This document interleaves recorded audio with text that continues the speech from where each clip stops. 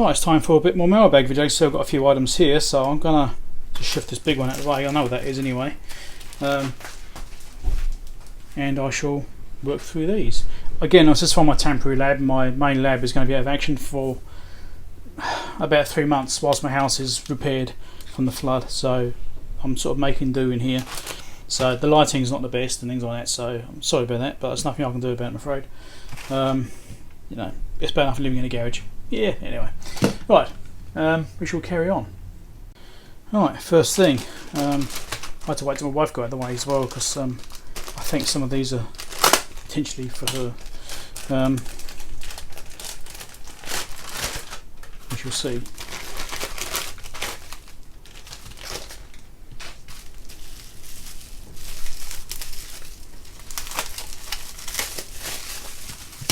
Tell you what, I'm really missing not having air conditioning. It's hot. It's been like 30 degrees recently, and I mean, we've got the motorhome which you're sleeping in at the moment, and that's sort of getting up to like 33, 35 degrees some days. It's getting bloody hot in there. Anyway, so these are some little micro switches, well, reed switches, sorry, for alarm sensing. So there's little reed switches in there with magnets for sensing bits and pieces, because I'm going to be setting up an alarm system on a garage. I'm actually working on a project right now, which will be done by the time you see this video, so I don't really mind showing you this, where I'm doing an Arduino console and an Arduino alarm system. Now I did one before for my motorhome, which is remote controlled. Now I'm doing one with a SparkFun LCD, serial LCD, and a 4x3 keypad and stuff like that. So I'm building an alarm system. I'm actually writing the code for it right now. I stopped to come and do the mailbag, and I'm waiting for parts for that to arrive. So it uses basically LCD Arduino as part of the controller, and the main alarm part is away from that. So even if the screen gets completely destroyed and smashed and, you know, ripped out and the wires cut, it doesn't matter, the alarm still works, you know. A lot of these alarms you see for sale, the alarm unit is within the panel. It's like you smash the panel, we've got no alarm. It's really insecure.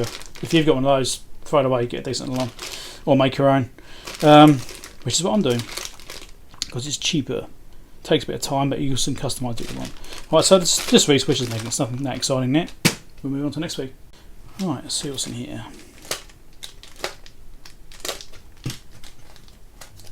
If I can get into the thing.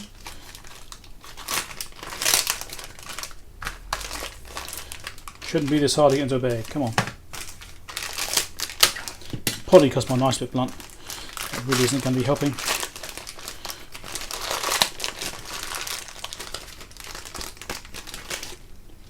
What the hell's that? Okay.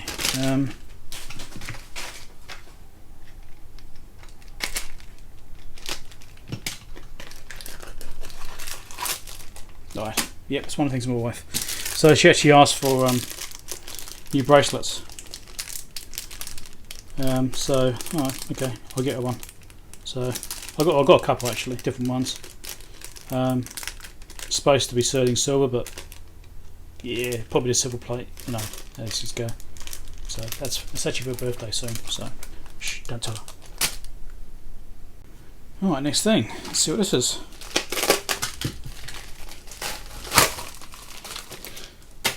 Little heat sinks. What did I get these for? It's just generally I think I just got some because I thought it'd be handy. Probably from when I was working on the Fluke, and I think there was some ICs in there which are a little bit warm. They work okay, but they're a little bit warm, so I thought I might just stick some little heat sinks on. I think that's probably where the idea came from. I don't know, I've lost track of so many things at the moment where the flood has basically screwed my head, so that's where we go. Next item. I'll be putting links down below as well for these sorts of things, and you know, well, if I get time I'll stick links down below. Can't promise anything these days. Well, not at the moment, not until my current circumstance changes.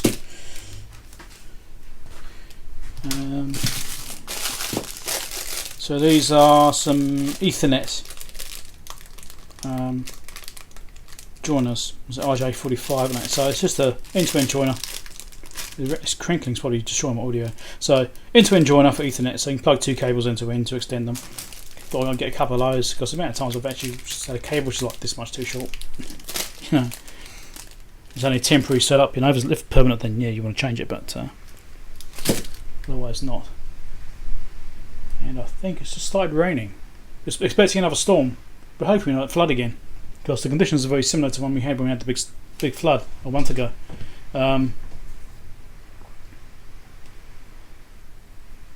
Yeah, it's not looking too bad actually, so we'll see. Right.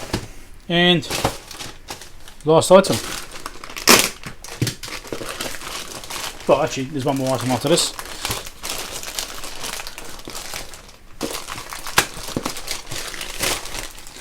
Just a little cheap-ish security camera. No, it's one of those mounts, not like those. Anyway, just to replace one I've got now, which is playing out. You never seem to last these bloody cameras anyway, unless you spend a lot of money on one, of course. Now this is these are the standard analog cameras, you know, just cheap ones.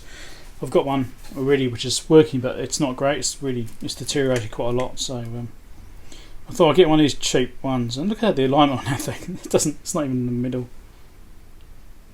Little things like that. It says a lot about the quality, doesn't it? You know, reflective, rainbow reflective stickers. Oh, God, this sort of screams budget China, doesn't it? Yeah, but it's only temporary because I'm going to be replacing all my camera system with IP cameras anyway. So I don't want to spend too much money on getting a really good camera. I miss this 1,000 TV lines. Oh, I doubt it. But anyway, so I've got a mount here for this as well.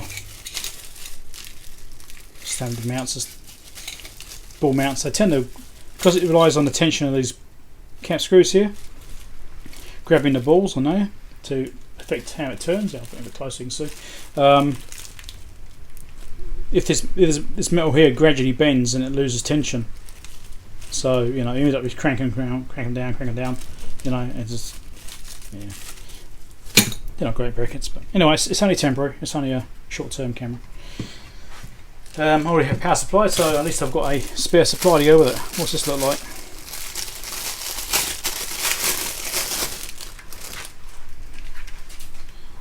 Uh, 12 volt, 1 amp. Weighs very little. I've got an indicator on it, so it's on, so that's something I suppose. But yeah, these little plug packs do come in handy. These 12 volt ones, you know, you use them for all sorts of things.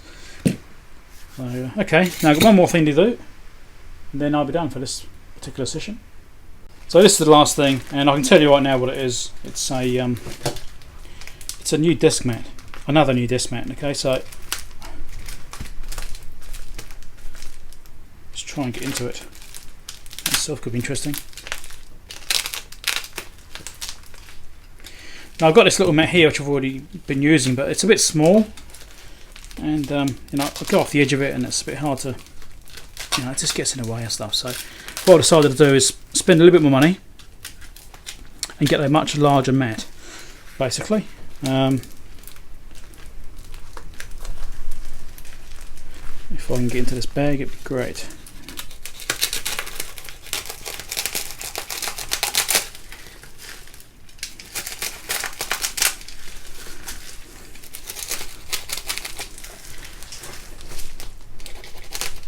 I might come back when I've got the thing open. It's taking so much of your time.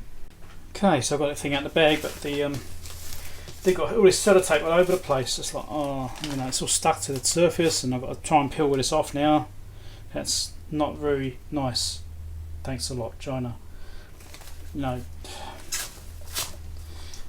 kind of inconvenient. Now I've got all this residue. I've got to try and clean off these mats, and you know, it's like, you know, unnecessary. It didn't need all that tape wrapped around it, you know. Just a little bit down the edge there and on each end. Done. Anyway, never mind. So yeah, it's just a big green mat. So you can see I've got quite a bit there.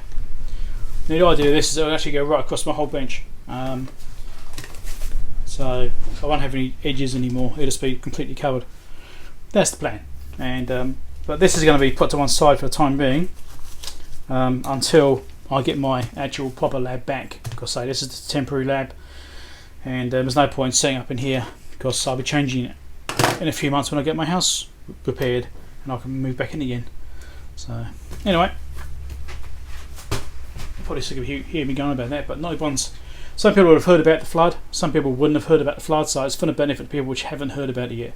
If you've heard me going about the flood, then sorry, I'm going on about the flood, but you know, it'll affect how people portray my videos. That's why I'm worried about it, you know, because my lab is not properly set up. Only half my gear is here, well, not even that.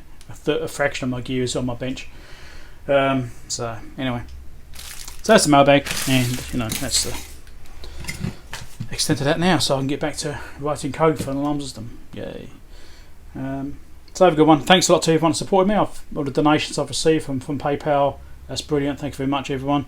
And also for the Patreon supporters I have, much appreciated. Really appreciate those guys that are looking after me there as well. The money that goes into donations gets put back into the channel, right? So a lot of my spare money goes into the channel, but you know, I'm buying things like this, or bits and pieces, or projects I'm working on, or bits of test gear. The money goes back into the channel, right? So it's not for my own personal gain. I don't profit from it. Doing a YouTube channel costs me money, right?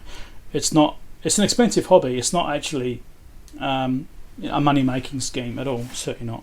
Right? Some people may have that impression. Oh, you got these adverts on the channel, and so you're making money from it. And stuff like, well, yeah, sure. But if I buy one piece of test gear, that's $1,000. How much do I make in advertising a year? I don't know, maybe $300. It's like, yeah. And how many bits of test gear do I buy a year? Well, let's look at my past history. You can see how many things I buy. So yeah, the money goes back straight back into the channel. You know, there's no profiting from it. So anything you contribute goes to introducing more content into the channel, which is great. So I thought I'd just mention that. So thanks a lot, and give us a thumbs up if you liked it. Subscribe if you're not already subscribed. Click the bell icon if you're not already got that thing clicked, just to make sure you get notifications about new videos coming out. Thanks for watching. Catch you later.